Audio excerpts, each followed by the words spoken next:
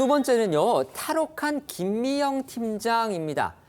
보이스피싱의 원조격으로 불리는 사람이죠. 이른바 이 김미영 팀장이라는 조직의 총책이 필리핀 현지 교도소에서 탈옥을 했다고 합니다. 아마 이런 이름 익숙하실 겁니다. 김미영 팀장 또는 김민수 검사 혹은 금감원의 이동수 과장 이런 이름으로 문자 메시지 받아보신 적 있으실 텐데요. 이 김미영 팀장으로 악명을 떨친 1세대 보이스피싱 조직의 총책 박모 씨가 이번 달 초 이 필리핀 현지 교도소에서 도주한 사실이 지금 뒤늦게 알려졌습니다. 박 씨가 총책으로 있던 이 보이스피싱 조직은요, 김미영 팀장 명의의 문자 메시지를 통해서 생활이 힘든 서민들한테 이게 낮은 이자로 대출을 주겠다 이런 식으로 접근을 해가지고 수백억 원을 빼돌린 정말 악명 높은 조직으로 알려져 있습니다. 맞습니다. 이 김미영 팀장 조직은요, 그러니까 불특정 다수에게 여러 사람에게 문자 메시지를 보낸 뒤에 ARS를 통해서 대출 상담을 해준 척하면서 피해자 개인 정보를 빼는 방식으로 범행을 저질렀는데요.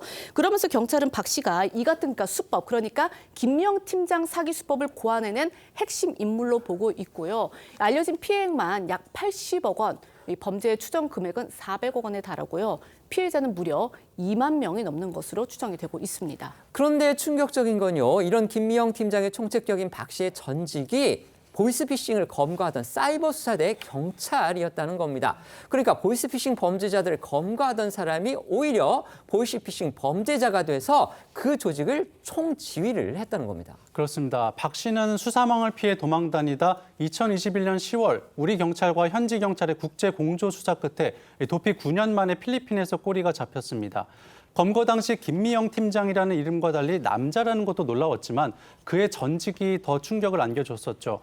박 씨는 과거 서울경찰청 사이버수사대 소속의 전직 경찰 출신으로 2008년 뇌물 혐의로 해임된 이후 필리핀으로 건너가 콜센터를 만들고 10년 동안 사기 행각을 벌인 겁니다.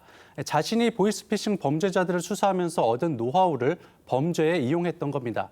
실제 조직의 보이스피싱 음성과 함께 과거 검거 당시 상황을 전했던 경찰 측 목소리도 잠시 듣고 오시죠.